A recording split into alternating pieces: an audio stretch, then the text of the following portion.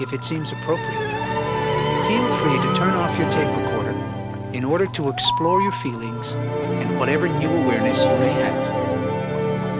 And then, when you are ready, return to the tape.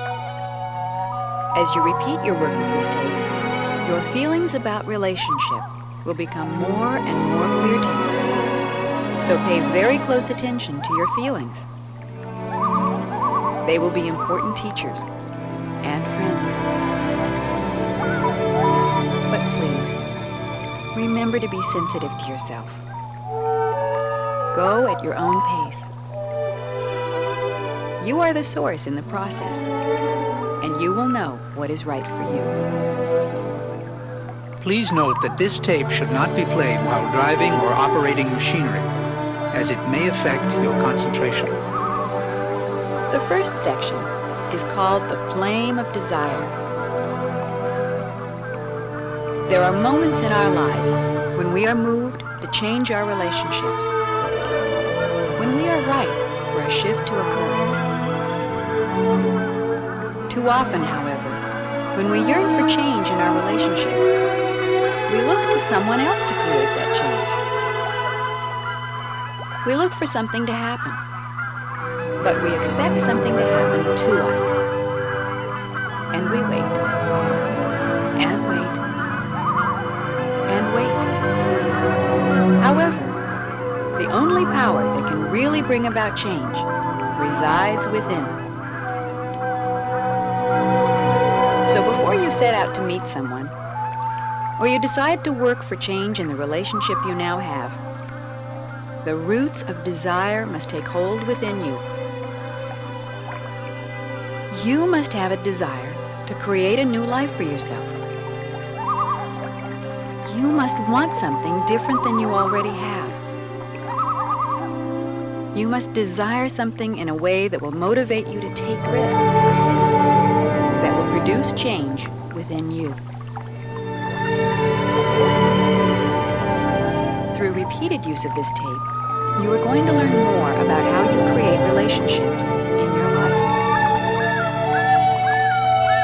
And now we will begin. Make sure you are in a comfortable position. Are you ready? Close your eyes and begin to breathe evenly.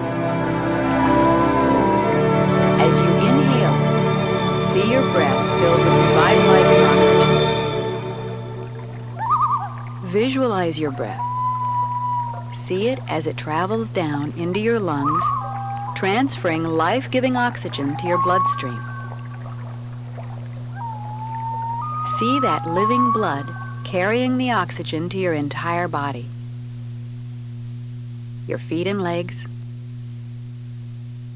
pelvis, torso.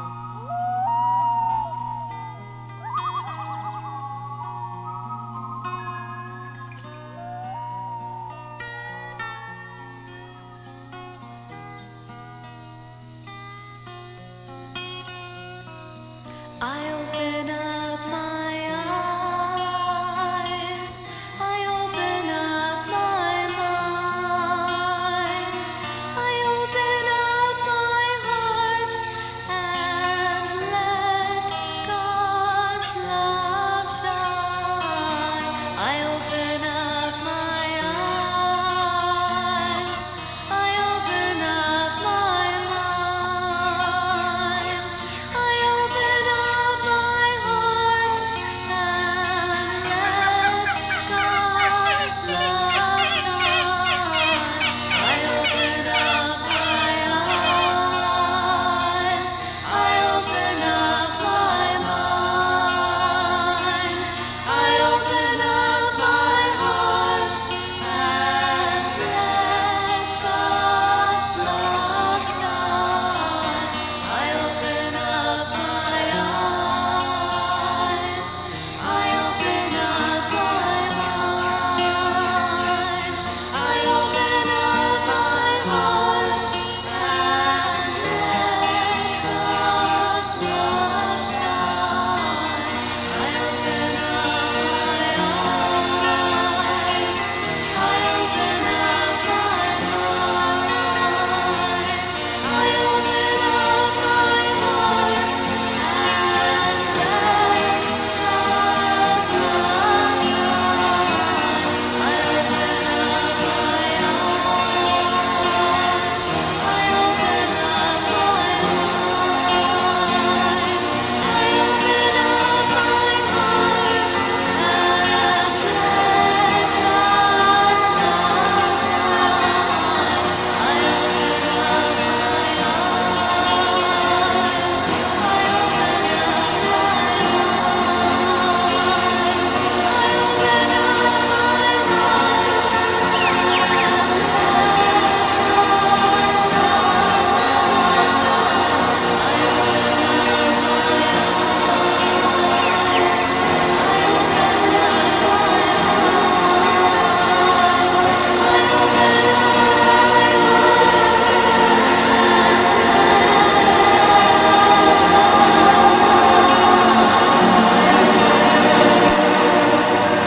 and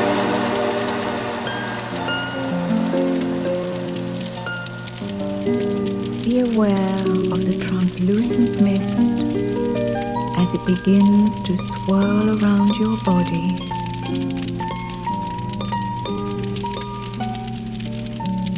And gently starts to lift you away.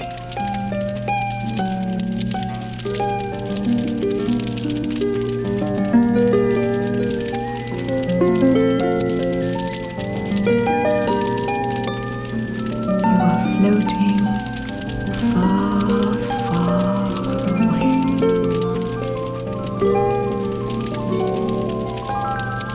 Know that you can return to that place anytime you wish.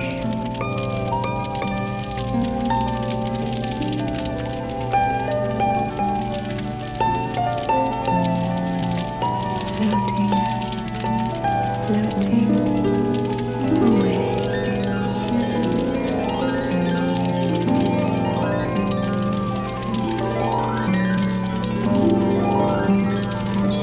And as the mist begins to evaporate,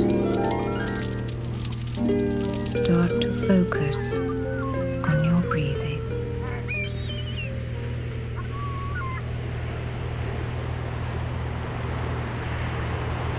Take a deep breath in and hold for the count of 4.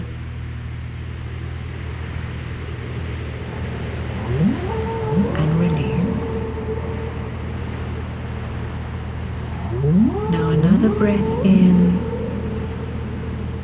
and hold it for the count of 8. And release it. Continue breathing this way while at the same time moving your fingers and your toes. On your next hold of 8, put your arms above your head and have a big stretch. And release.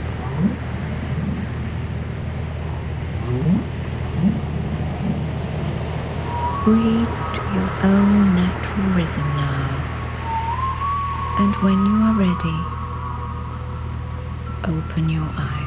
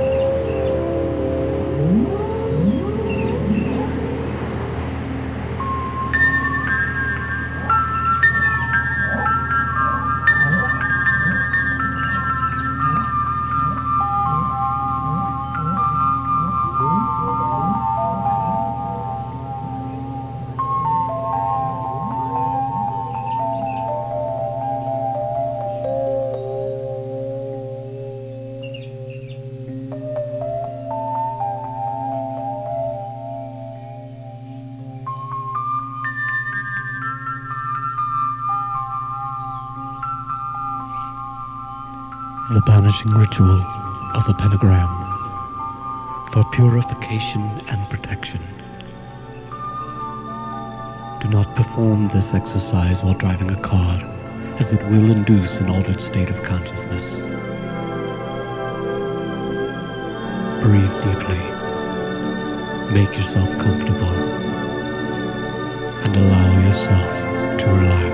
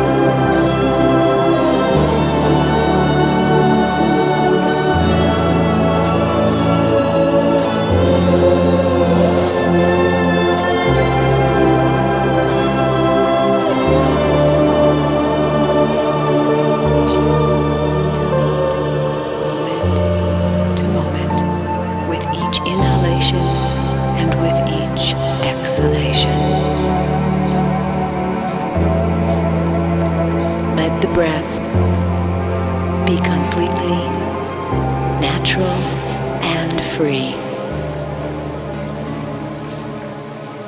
In no way held by the mind, just the breath breathing itself, sensation arising instant to instant in the vast spaciousness of awareness.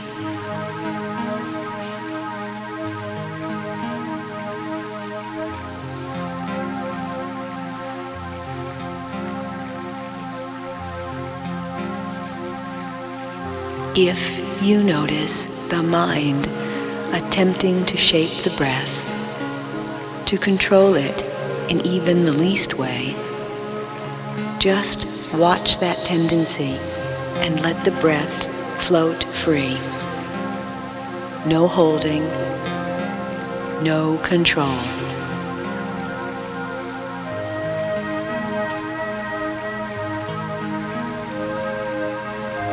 Completely letting go of the breath.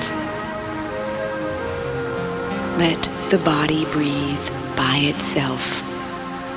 Don't interfere with the subtle flow. Just awareness, vast as the sky, spacious. The sensations of the breath arising and passing away within this oneness, within this openness. Nothing to hold on to, nothing to do. Just the breath as it is. Each breath unique.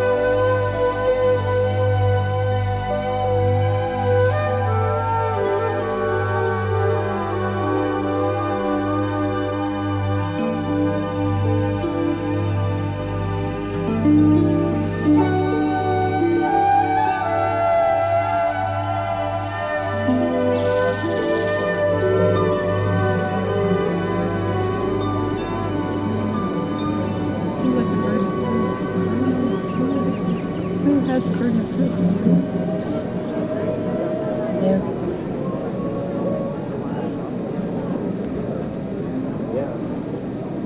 And the son, which he's finally opened up and he's talking too. So yeah, it's a pretty big deal. We've got the school counselor involved behind him, and because I said this is just really weird. We've never seen this dynamic of a child standing up so strongly and saying, "I don't want to be around that." And he uses it as energy too. I don't want to be around that negative energy. How do I explain that to the rest of the world, Mom?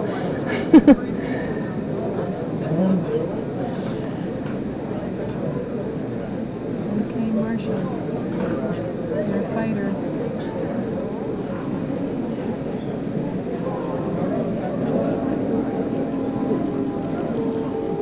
But it gets so tiring after all these battles.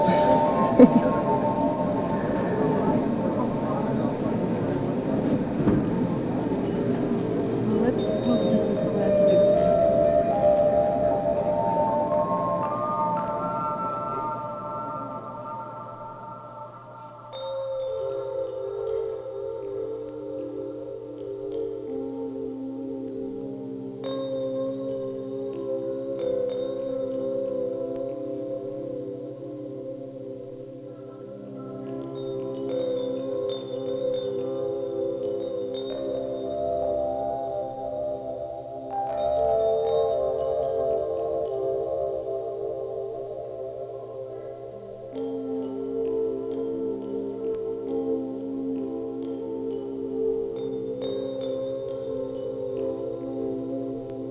This is August 21st, 1997. I think it's the 21st, or the 20th, 1997. This is a reading by Carol Dennis, and we ask for your guides and helpers and other dimensionals to come and assist and give us information that will help you in your life right now. What's going on for you? What's the most important issue in your life right now? Something you'd like another perspective on, or gifts and talents from past lives? Where do you want to go? I'd like gifts and talents. Okay. You are definitely a healer who has done so many times in many lifetimes with many different modalities. In Lemuria, you had several lives in Lemuria as a healer. One using the wand for sure. You're a woman. Let me describe her for you. She has very long, kind of reddish brown hair. It's real thick. It curls down at the bottom. It comes way down past her shoulders. She's about 5'7" feet tall.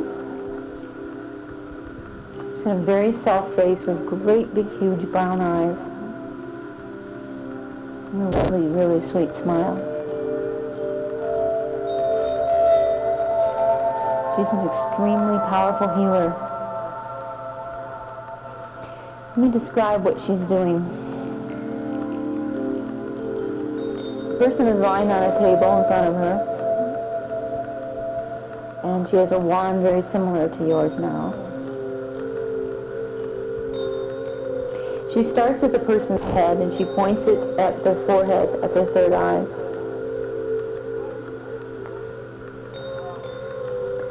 And then she takes the wand and she says a little prayer at their head with the wand on their forehead. And then she goes to the base of the spine and she works her way through the chakra system. She holds the wand sort of like a pencil, and she spirals in a circular motion over each one of the chakras. With her other hand, she holds the wand in her right hand, and with her other hand, she uses it sort of like to diagnose, sort of, to know to know when she's finished with that chakra. Your left hand is extremely powerful, tremendous amount of receiving energy in it.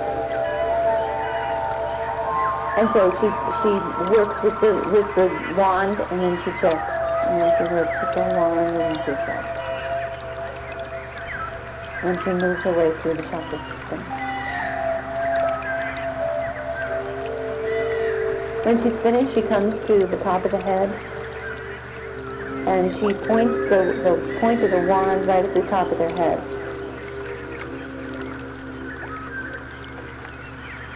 And a wave of energy that people can feel it into their body is just...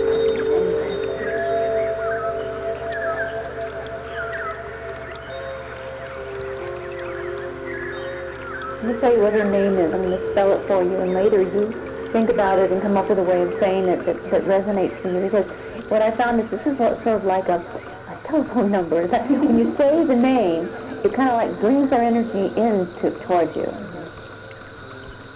It's Penralla.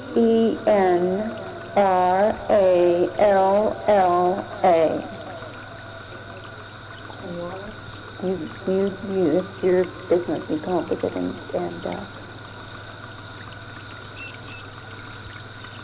boy, she's powerful.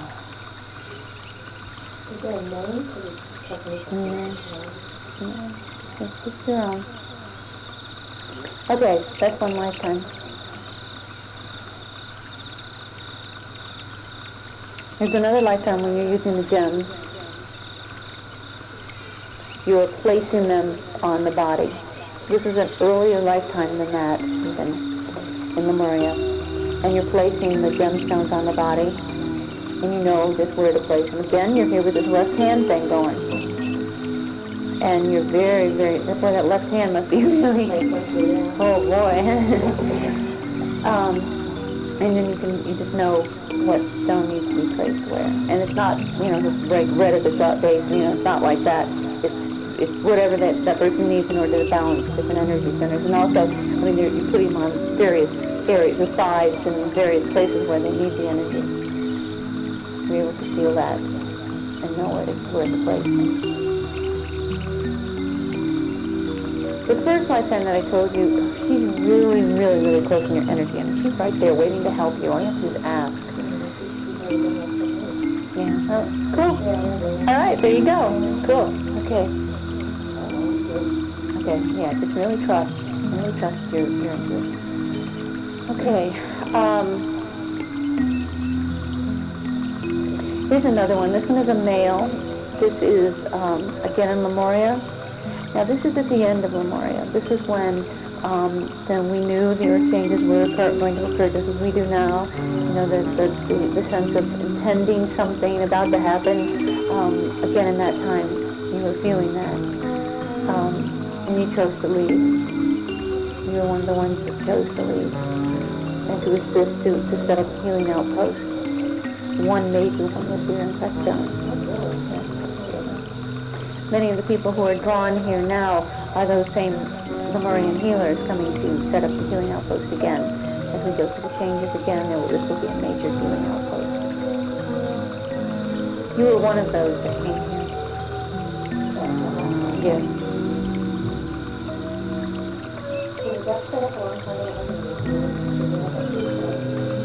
There is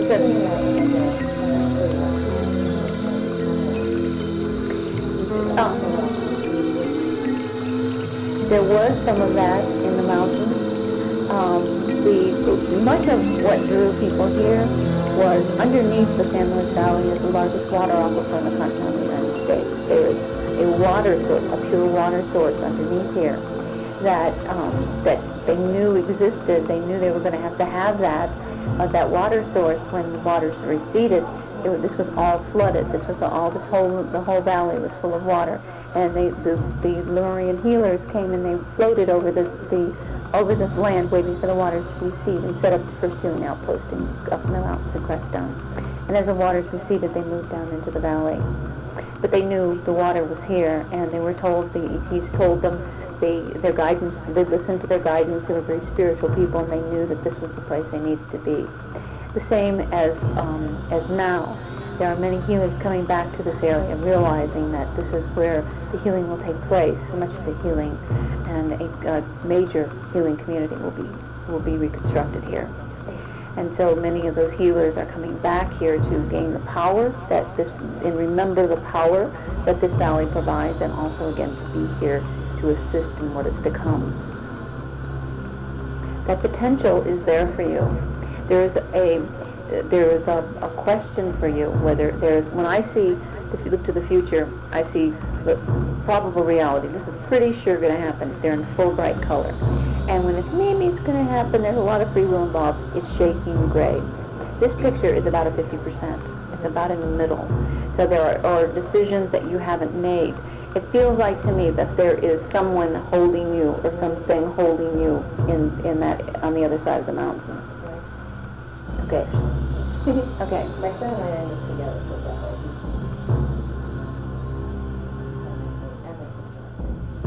Okay, this is your sister? Again in vast amounts of your dream. The blue corn is particularly important because the blue corn becomes purple. And when the blue corn becomes purple, the teacher will appear. You see? And we would say to you that as guardian, as keeper of the bundles, but also as guardian for other keepers of bundles, you have much responsibility and have to approach that task with much diligence, but most of all with bravery and with courage. Because if the bundles are destroyed, it affects all of mankind. It's as though you carry all of the stars of the universe in a bundle. And if the bundle is damaged, all the stars fall out. You see? And we would say to you then that you are a warrior as much as the guardian of the bundles, or as much as a keeper of the bundles. But do not fear being a warrior, because you will not have to take up the sword and strike, steel upon steel. But the guardian warriors who will help protect the bundles are drawing near. You feel them now, within recent days past. Others are beginning to see them around you, shadow figures that stand close to you. Do not fear. Those are the guardian warriors. But we would say to you, in your purity of heart, of doing your work, of walking your path, of living your earth life, to remember most of all to love yourself. You love your task.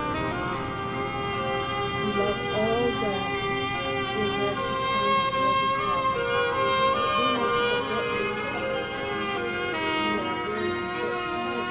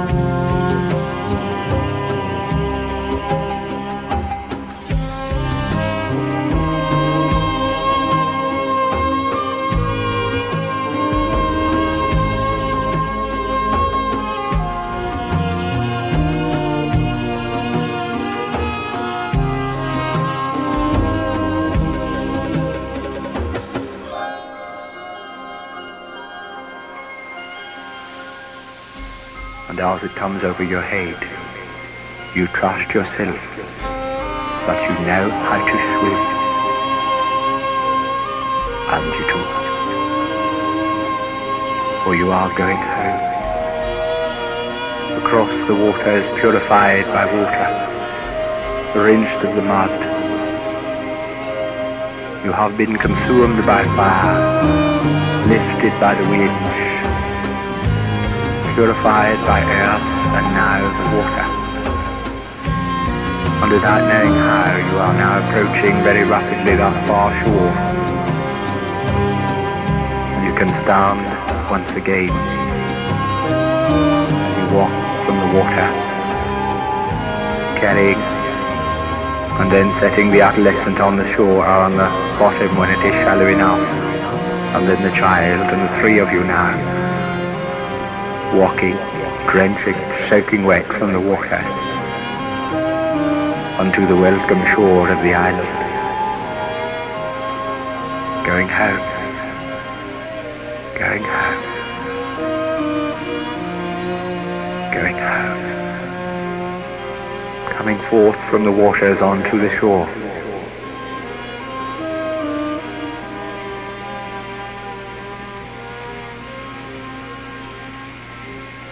You are now, the three of you, hand in hand, past the adolescence and past the childhood, through the elements,